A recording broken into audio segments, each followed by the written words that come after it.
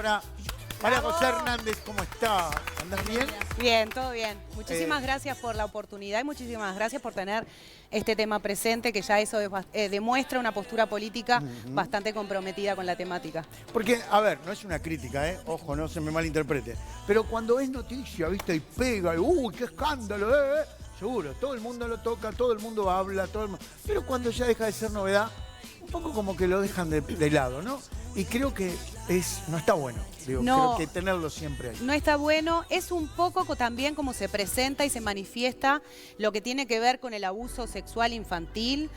Si nosotros podemos ir con la memoria hacia atrás, vamos a recordar de repente algunos infanticidios o algunos abusos sexuales con violación en niños y niñas que cuando sale la noticia nos impacta a todos y a todas, y parece ser que sí, que nos comprometemos con la razón y parece que es un silencio que está retenido y sale así a voces, y por lo general después, bueno, los tiempos de la justicia son tiempos largos y eso. Hasta que aparece el nuevo, el caso y eso nuevo. baja hasta que aparece otra vez, la vida cotidiana nos trae otra vez otro relato u otra vivencia de otro niño, otra niña, otro adolescente, otra mujer que está viviendo estas cosas. Así que no es raro que se manifieste así esto de como que se pone en el debate público, parece que a todos nos importa y es un tema de interés, y después eso desciende. Por eso es tan importante como reeditar un poquito estas denuncias, reeditar un poco estas narraciones, reeditar un poco el pienso, la reflexión, para poder seguir encarando estas situaciones, es como estas situaciones así lo demandan, ¿no? ¿Sabes que te voy a comentar algo, porque vos estás siempre al tanto, ¿no? Todo. El otro día nos visitó un psiquiatra. Un fenómeno, que la semana que viene creo que va a volver a... Pedro Bustelo. Ajá. Fue muy interesante lo que habló, pero mucho, muy interesante. Y habló de que estos tiempos que estamos corriendo, pasando de la pandemia, de las depresiones, de que hay gente que le aflora, le nace lo peor, y a otra lo mejor, pero a muchos lo peor. Nos llevamos a, ¿cómo te puedo explicar? A tener más cuidado. ¿Por qué? Porque más allá de todas las denuncias y todas las cosas que se hicieron públicas, nuestro entorno, nosotros tenemos que cuidarlo mucho. ¿Se está trabajando para eso? Por ejemplo, a ver, los Chovis, por ejemplo, dijeron que quizás pongan una educadora sexual en su grupo. ¿Es la forma? ¿Cómo hay que hacer para estar atentos, por ejemplo, ¿no? Porque uno pasó con el Carnaval de las Promesas. Uno dejaba a sus hijos tranquilo, ¿no? Un ambiente divino, grupo, gente mayor que los estaba instruyendo en determinada categoría, y pasó lo que pasó. Y nadie se dio cuenta. Sí, no hay fórmulas para esto, o sea, no hay fórmulas como para decir, bueno, ¿cómo hacemos para transformar nuestra cabeza y para poder, de alguna manera, poner un límite o evitar estas cosas que venimos viendo que tienen que ver con la violencia de género, ¿no? Con la violencia hacia los niños, las niñas y las mujeres? Entonces, por ejemplo, me traías la historia de los Chovis, que su idea es contratar una educadora sexual. El tema es que se haga, porque estas cuestiones requieren tiempo y requieren proceso. Por lo general, cuando pasan este tipo de cosas que aparentan emergencia, es un momento en el que se solicita la intervención de educadores y educadoras sexuales, pero a modo muchas veces de apagar incendios.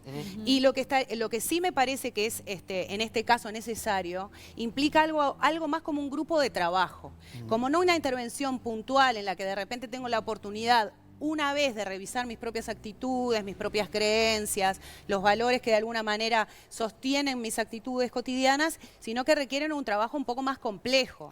No es la posibilidad de hacer 1 o 2 talleres lo que a mí va a hacer que yo revise mi masculinidad o la construcción de mi femineidad y de alguna manera pueda empezar a tomar decisiones para mi vida y, como vos planteás, para el entorno. Y de alguna manera, perdón, me imagino que también eso mismo es lo que se puede esperar o lo que se puede sugerir que hagan los integrantes comunes de todo el carnaval, ¿no? Claro. O sea, no solamente lo puntual, sino, bueno, el cúmulo de cosas, mantener el foco en eso. Es un poco eso lo que está haciendo falta, capaz. Obviamente que hay cuestiones estructurales que requieren ir hacia las raíces. O sea, más allá de que nosotros podamos hacer un trabajo puntual en un grupo, en un conjunto de carnaval, o de repente hay un grupo de promesas que decide, no sé, hacer un trabajo de proceso, lo que sea, más allá de estas decisiones que se tomen frente a la emergencia, indudablemente que hay un problema estructural que sostiene que todo lo demás suceda. Si no nos metemos con eso, pueden pasar varias cosas. Primero, que en estas actitudes del entorno y muchos de los denunciados vemos, es tratar de salvarme el pellejo y de poder diferenciarme de eso que está denunciado, ¿no? Entonces yo puedo tomar la decisión de aquellos integrantes de mi conjunto que están en placa, los saco. Nos corro. Nosotros estamos bien acá, ¿no? Y digo, eso es una posibilidad de decisión, pero habría que ver de lo estructural, justamente, que estamos hablando, cuánto se resuelve con la mera exclusión de aquellos participantes que están en placa. Ajá. Que yo no digo que, no voy con esto decir que no tienen que ser excluidos, ¿no? Pero sino que en realidad eso no soluciona este problema estructural que estábamos hablando y que da lugar a todo este tipo de violencias que estamos hablando, que se denunciaron en la página de Varones Carnaval y que también muchas mujeres carnavaleras venimos denunciando hace tiempo, que algunos tienen que ver con los comportamientos, con el acoso, con el abuso y con la violencia sexual, y otros tienen que ver con otro tipo de violencia, como por ejemplo la exclusión de las mujeres en el escenario, de pensar de repente en un varón para que hagan un papel de mujer todavía. En un principio, te lo digo porque yo fui parte de eso, sí. También se decía de que, bueno, como es carnaval y todo era en tono de parodia, el hombre queda mucho más cómico haciendo de mujer que la propia mujer. Ahora se está utilizando cada vez menos. Tengo entendido que, por ejemplo, para decirte un caso, Nazarenos hace una parodia donde las protagonistas son dos mujeres que hacen de mujeres, ¿no? Claro. Y eso ha cambiado bastante. Sí, yo veo que sí, que se ha reformulado en esto solamente traer qué modelo de mujer utiliza el actor para representar a la mujer. Por lo general se apela a cuestiones que son misóginas de alguna manera, ¿no? O sea, cuando se representa tradicionalmente a una mujer, no sé, pensemos en las mamis de Timoteo, ¿no? Cómo representaba cada uno a su madre, de alguna manera había una visión misógina, ¿no? Porque realmente... Bueno, si nos venimos más para acá, no me acuerdo cuál fue, una murga muy conocida que hacía las mujeres de los candidatos, los políticos, ¿no? Y acá había ¿a qué apelamos cuando hacemos un rol de mujer? Y ahí vamos al estereotipo, ahí vamos a los mandatos, ahí vamos a todo lo que tiene que ver con que la mujer sea media pelotuda, ¿no? Se esté quejando, que sea una crasa y no rompe las pelotas. Digo, como que eso también es una manera se refleja de alguna manera ahí. De alguna manera se ve. Pará, vamos a ver un tape que tiene que ver con el psiquiatra, pero además tengo algo para, si no lo viste, primero vamos a ver el tape, porque quizás está en el tape, yo no recuerdo bien, pero vemos el tape y tengo un dato que nos dio el psiquiatra que a mí me sorprendió, no me llamó la atención, pero me sorprendió que lo dijera. Mirá. Perfecto. Esto es un concepto que casi nadie lo maneja y estaría buenísimo a tratar de socializarlo acá. A mí me pone los pelos de punta que todas las semanas maten a una mujer o dos mujeres, ¿está? Y son una cantidad de feminicidios. Pero ¿sabían que se suicidan muchas más? Porque las matan a palos y no llega a matarla al marido, se suicida la mujer porque no aguanta el sufrimiento. Entonces hay que darle vuelo al tema de la depresión, ¿entendés? Hay una cantidad de mujeres que están con depresión que se terminan suicidando porque el compañero las maltrata, sea el novio, el concubino, el marido, el exnovio, bueno. Y no es que la mató el tipo, no, la mujer no aguantó el sufrimiento y se suicidó para no bancar. Que en definitiva es más o menos violencia psicológica, más o menos lo mismo. Pero es más o menos, lo que logra es lo mismo, matar a la mujer. Él me hablaba de que, por ejemplo, en las cifras, no sé si te acordás, Anaí, chicos, eran 700 suicidios por año. Y la relación hombre-mujer era más el hombre. Pero esto que nos contaba, ¿vos tenés cifras de esto o tenés...? Puedo aportar en este sentido, esto que está hablando el psiquiatra, tiene que ver con lo que se llama el suicidio femicida, que de alguna manera es un femicidio, pero se constituye en otra figura, porque bueno, el suicidio es una cosa que se realiza en absoluta soledad, ¿no? O sea, es una cuestión de... Creo que hay una carátula que es suicidio inducido. Creo sí, que podríamos existe, ¿no? decir que hay una cuestión. inducción al suicidio. Claro. Ahí está, Pero creo el que sí. suicidio, la figura suicidio, eso se da en soledad. Hay un autor, Lorente, en el año 2007, él plantea una estadística que dice que una mujer que sufre constante violencia tiene 12 veces más posibilidades de sentir o de tener un intento suicida que una mujer que no la vive, ¿no? Entonces ahí podemos ver un ejemplo. Ustedes imagínense que una persona cuando se suicida no puede sostener más esa vida, o sea, no puedo más, ¿no? Seguro. O sea, como decía, o te mato a palos, seguro, o te corto los víveres, o te violento constantemente y te digo que no servís. O sea, que hay un deterioro de la autoestima típico de lo que tiene que ver con los casos de violencia, y tiene que ver con otro aspecto cuando hay violencia de este tipo, de violencia de género, de lo que estamos hablando, que tiene que ver con el que el violentador, el agresor, intenta por todos los medios cortar lo que tiene que ver con las redes vinculares. ¿Hasta qué punto que decidís suicidarte? Digo, exactamente. Qué tortura, ¿no? Digo, lo que pasa, ¿no? ¿Y qué pasa con los hijos? Por ejemplo, tenés digo, cifras de chicos, adolescentes que hayan tomado decisiones drásticas porque en su casa, sí, su casa es un calvario. Es un tema las cifras con el suicidio. El otro día, justamente hablando con el secretario de la Secretaría de Diversidad de Género de la Intendencia y con un doctor que estábamos casualmente en la noche compartiendo una conversación, hablábamos de la incidencia de los suicidios en lo que tiene que ver con la orientación erótica afectiva en las adolescencias o con la identidad de género. Entonces, justamente lo que estábamos tratando de hablar y hablar con este médico que era emergencista, por lo tanto recibe muchos de los casos de suicidios que no pueden llevarse a cabo, es que uno puede saber o una puede saber qué pasó si sobrevivió, ¿no? Uno puede saber también inferir los motivos de suicidio por una cuestión de contexto. Tenemos un varón trans que se suicidó hace 2 semanas por bullying en el centro educativo, con lo que tiene que ver adolescente, con lo que tiene que ver con lo trans. O sea que indudablemente que el género, la construcción de género y la construcción de este modelo de sexualidad que es binario y excluyente, lleva muchísimas veces esta violencia a que la persona decida no vivir. Majo, o sea, decida... ¿Te quedás unos minutos más sí, con nosotros? Quiero hablar de varias cosas más. De la marcha de la diversidad, por ejemplo, y de toda esa lucha tan buena y tan importante, pero con una particularidad este año. Me gustaría hablar de eso con vos y volver al Carnaval de las Promesas, porque ayer dábamos números, que de los más de 250 denuncias, solo 2 casos, hasta ahora, solo 2 casos se presentaron. Ahora lo hablamos. Perfecto. Educadora sexual, educadora popular, cantautora, murguista. Falta y resto. Falta y resto. Y la bolilla que faltaba. La bolilla faltaba. Sí. La bolilla faltaba, me acuerdo, la bolilla faltaba. Sí. ¿Un año salió? No, salió 4 años. ¿4? 2001, 2002, 2011 y 2012. Puede ser que me olvide de algún año. Ah, bien. Era una mujer divina. Sí, divina. La Gabriela Gómez. Gabriela. Le mandamos un saludo enorme y un reconocimiento. ¿Cómo no? Aquella en realidad fue la que me dio la posibilidad de salir en murga. Porque yo antes había salido en comparsa, cantando. Bien. Mi sueño era salir en murga, y para una mujer salir en murga y soñar salir en murga era como una cosa... Bueno, pero por suerte Gabriela Gómez rompió. Si la memoria no me falla, la primer mujer que salió en una murga fue Marida Acuña. En esta nueva, digamos, era, fue Marida Acuña. Si viajamos al 50, nos vamos a encontrar con Rumbo al Infierno o con Las Ninfas de las Bóvedas. Una murga totalmente integrada por mujeres, dirigida en un caso por Pochola Silva y en otro por Perlita Cucú. Pochola Silva además escribía bajo el seudónimo de su hermano, era peluquera además. Qué loco, qué bueno. Sí, loco y no tan loco, porque en la historia del arte ha pasado. Hay una película que se llama Ojos Grandes. Claro. Sí, que se hacía pasar por hombre. Él. Ahí está. Y bueno, la acusaron de impúdica indecencia a la Pochola Silva y se exilió a Argentina con su hija.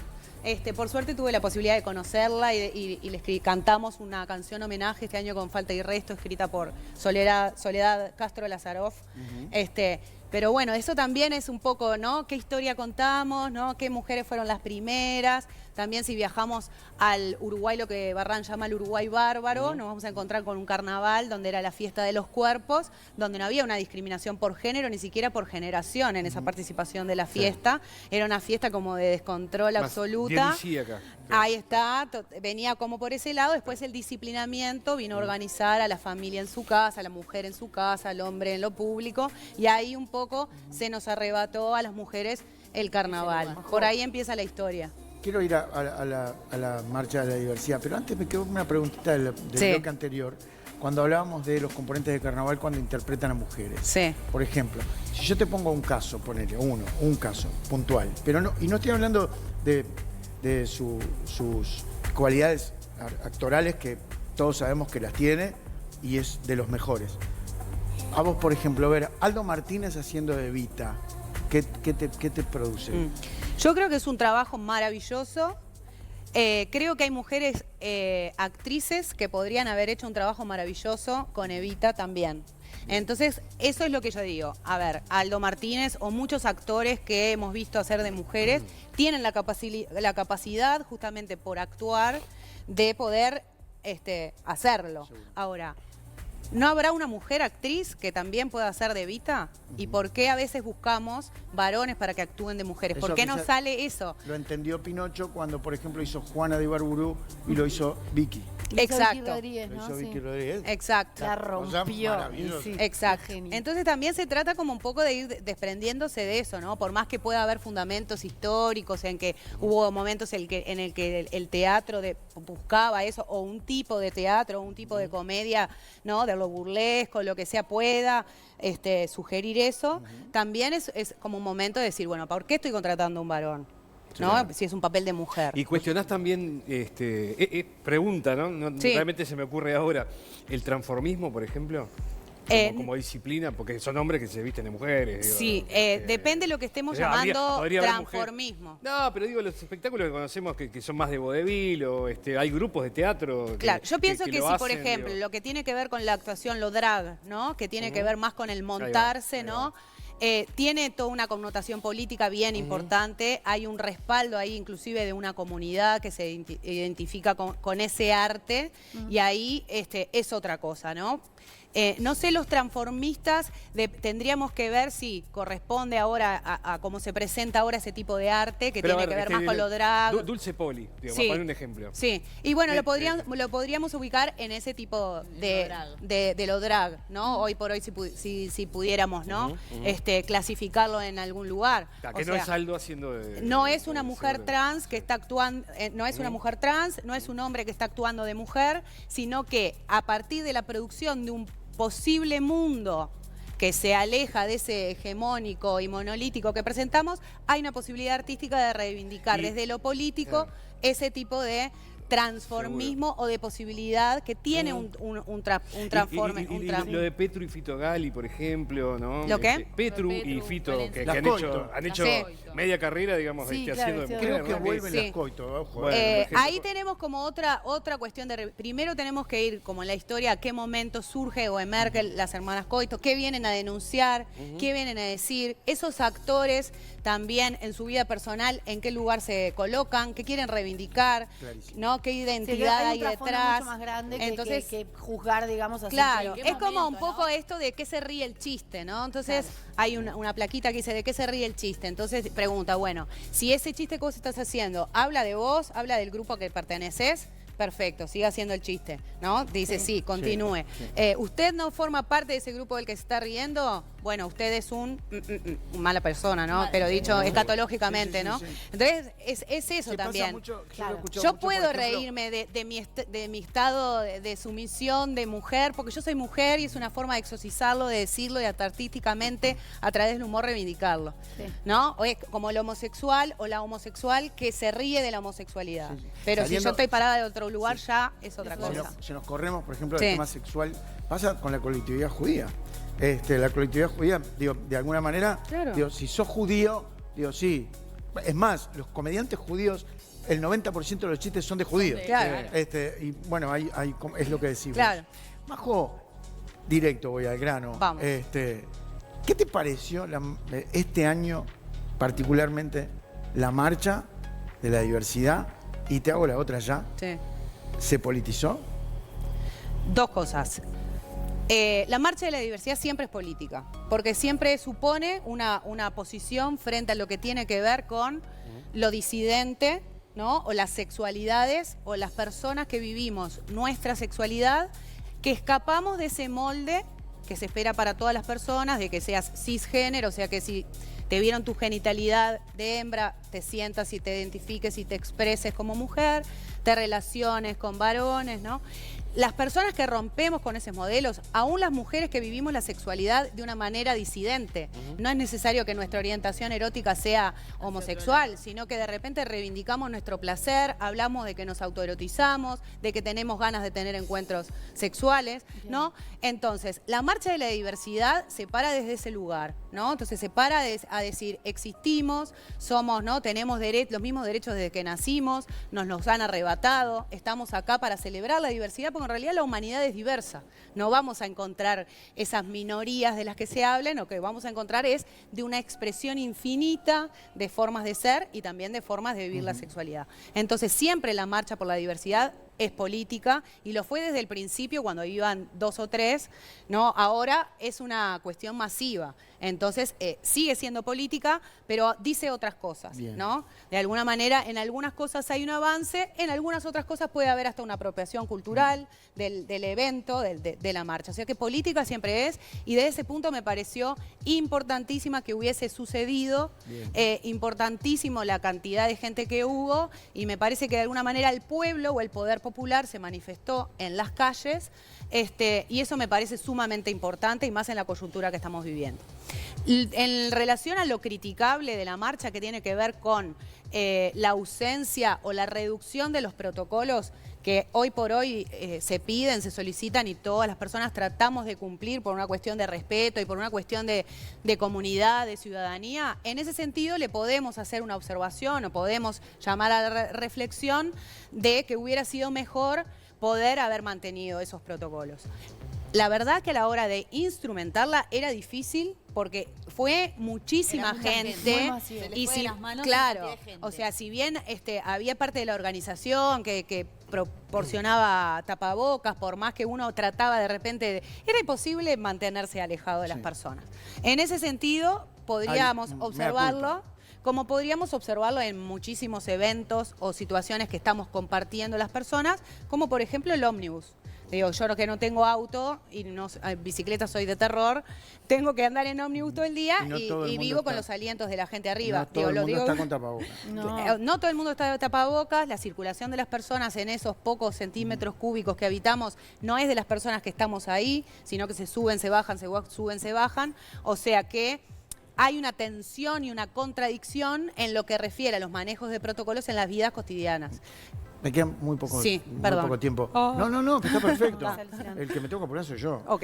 ¿En algún momento se deslizó la idea o hubo alguien que dijo no hacer este año la marcha? No. O hacerla como yo virtual. creo que capaz que a la interna de los colectivos se planteó esa mínima posibilidad, generando una angustia impresionante. Hay muchas personas que es el día de su libertad, es el día de su libertad, porque una cosa es también las personas que de alguna manera podemos sostener o pueden sostener la disidencia y hoy hay otras personas que no la pueden sostener, ni en su familia, ni en su comunidad, también vinculándolo con lo que arrancábamos, ¿no? Con esa presión que también muchas veces violenta viven esas identidades o esas personas que ya vimos en esta tertulia de hoy, que muchas veces lo lleva hasta el suicidio, ¿no? Entonces, representaba una angustia poder no hacerla. No, capaz que... La verdad que la pregunta no quise... Está bien. Sencilla y es eso. Digo, porque en una de esas alguien lo podría haber manejado en algún momento. Pero bueno, Majo, nos quedan pila de cosas para hablar. Vos estás, digamos, de alguna manera al pie del cañón, estando al tanto de todo lo que está pasando con las denuncias de Varones Carnaval, Varones Rock, todas, ¿no? Sí. Y está todo en proceso y nada se ha quedado quieto. No. Esto sigue. Esto sigue, nada se ha quedado quieto y siempre la invitación a la revisión personal, a la revisión de actitudes, a tratar de poder tomar contacto a que todas las personas hemos sido educadas en esta matriz machista, con que otorga algunos privilegios a algunos cuerpos, que otorga algunas violencias a otros y que es tarea de todos y de todas poder tomar contacto y conciencia con eso y poder empezar a transformarlo en primer lugar en mí. Porque es mucho más fácil, como decíamos hoy, ver la viga en el ojo ajeno, ¿no? Entonces, eso, la invitación a la revisión, a la honestidad, a la conciencia, a también mirarse amorosamente cuando una se puede encontrar en una equivocación, en una injusticia. También a nosotros las mujeres se nos alentó siempre a competir con la otra mujer. Ahora hay una invitación a todo lo contrario, a poder ver la maravilla de la otra persona, de la otra mujer, que no es competencia, que todas podemos brillar, que cada una... ¿no? Es como una invitación no se nota mucho en las redes, ¿no? A veces eso.